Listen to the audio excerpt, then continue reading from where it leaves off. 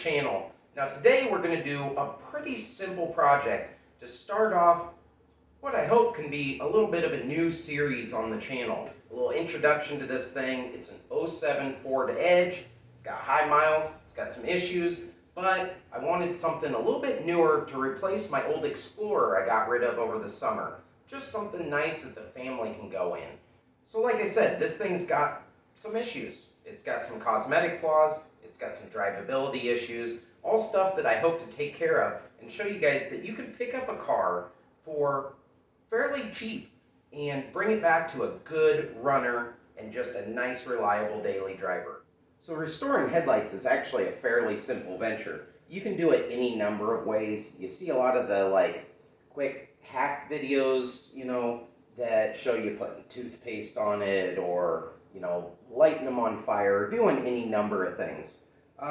There's really two ways that I consider the correct way to do it. The first one that I consider a correct way to do it is a simple cut and buff. Basically what you do to a clear coat on a paint job. The other way that's pretty common is to sand them down completely and re-clear coat them. That's not something I want to dive into today, so I'm going to see if I can bring these things back around with a simple cut and buff. Now as far as tools or, products, this may be stuff you guys already have laying around in your garage, just in various other forms. Now I happen to like these 3M kits. Of course this one's opened and used, but I've done enough of these that over the years I save all the pads that I don't use, all the foam pads and all that. And I keep it for the next go around. So those 3M kits come with a little bit of a buffing compound in there, a foam pad, 3000 grit, 800 and 600 grit sandpaper discs. And this kit works fairly well, but to continue with it, I like to take it a step further. The step I like to do after this is I actually use either the 3M kit, buffing compound, or something like just this turtle wax I had laying around in the garage. I like this a little better. I think it's a little coarser cut than what comes in this kit. This is more of a polishing type of compound. And then the last step I like to add is to actually go back and wax it, just like you would if you cut and buffed a clear coat paint job. But with that being said, that's really all I use. A couple rags just to wipe everything down, regular rag to clean up the mess from sanding and your rubbing compound, and when you do the wax, a little microfiber cloth, and that's about it. So with that being said, let's jump out to the car and we'll take a look at what we're working with. It's kind of hard to tell here because it was raining, but I've already worked on the right side, got to do the left side yet.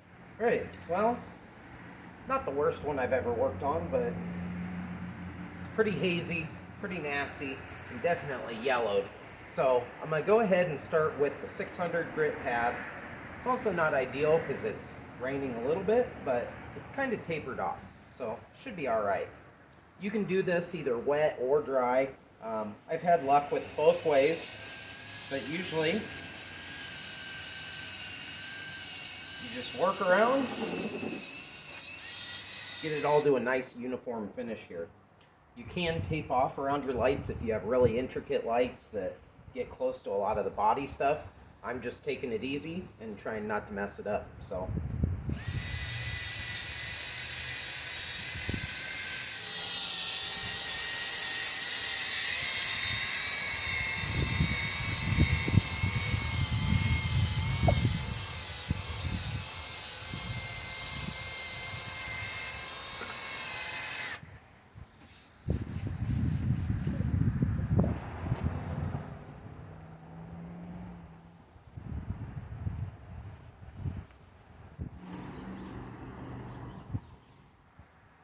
$600 down, we'll move on to the 800 here.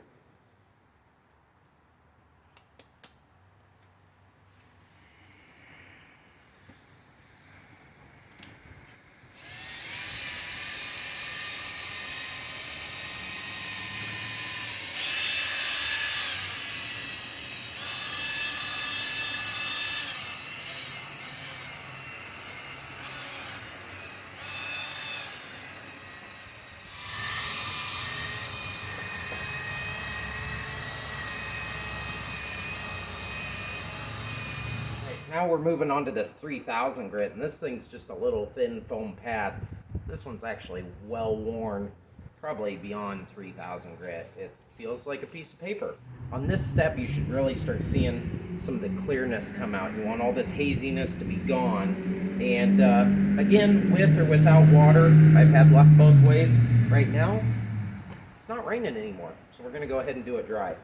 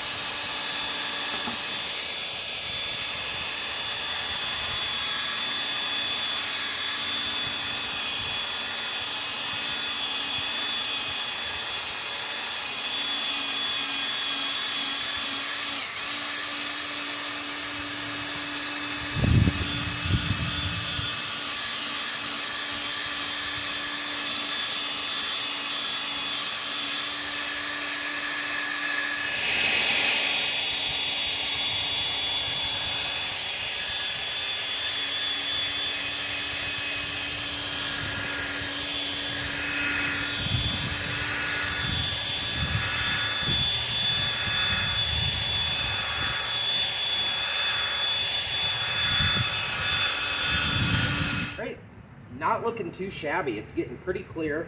There's still some real fine scratches, stuff like that. It's not going to be perfect, and I don't expect it to be, but we're going to move on to the next step, a little rubbing compound. Like I said, just some stuff I had laying around in the garage.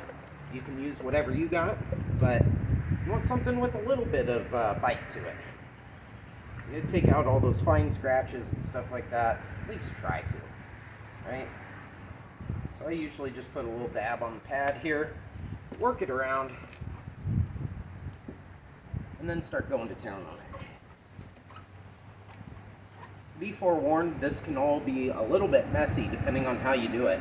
If you're doing it wet, it's going to sling stuff everywhere on your clothes, on the car, so best idea to probably plan for a car wash afterwards. But let's dive into this one.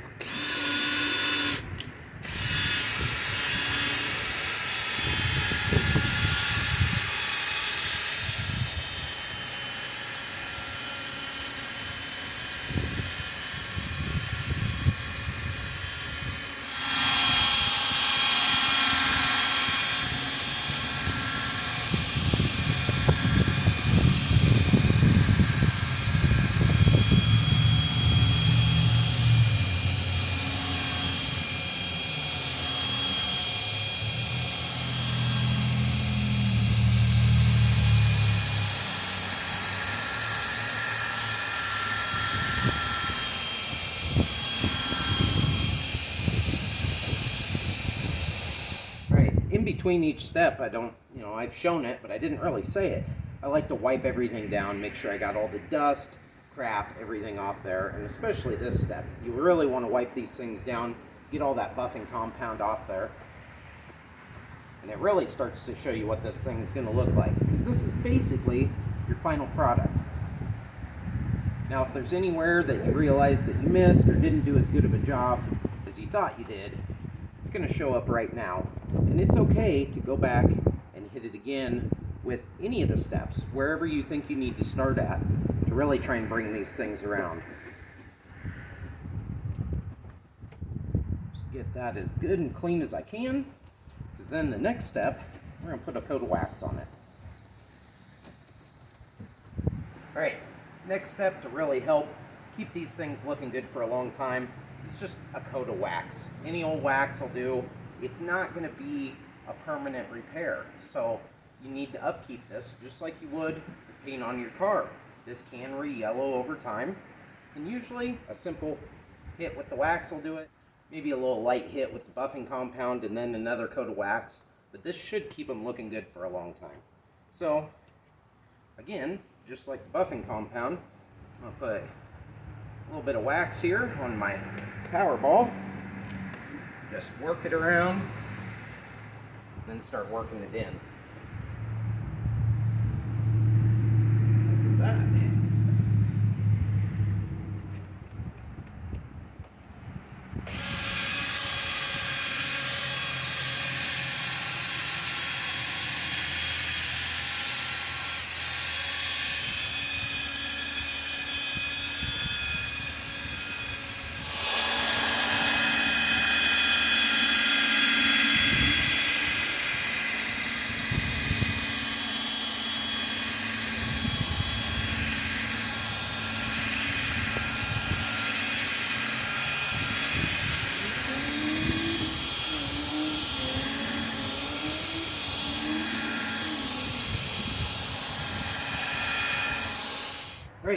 finishing touch. Get the old microfiber out. I like about the dirtiest one I can find. Go ahead and finish wipe this thing down. I may go back and add another coat or two of wax on this thing just to really help it last.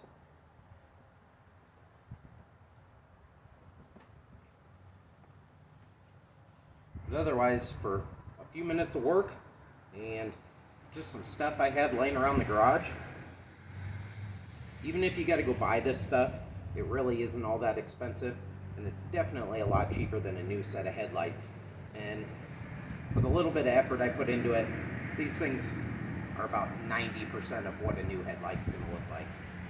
I'm okay with that.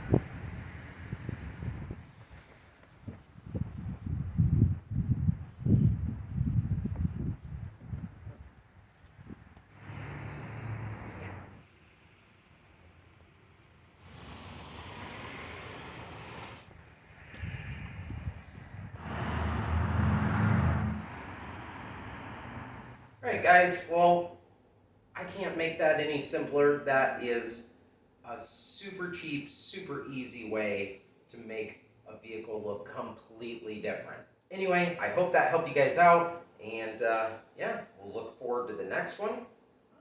I'm not 100% sure what we'll be doing. Probably cleaning the interior. Anyway, appreciate you guys hanging out with me. We'll catch you next time. Let's go find something else to do on this thing.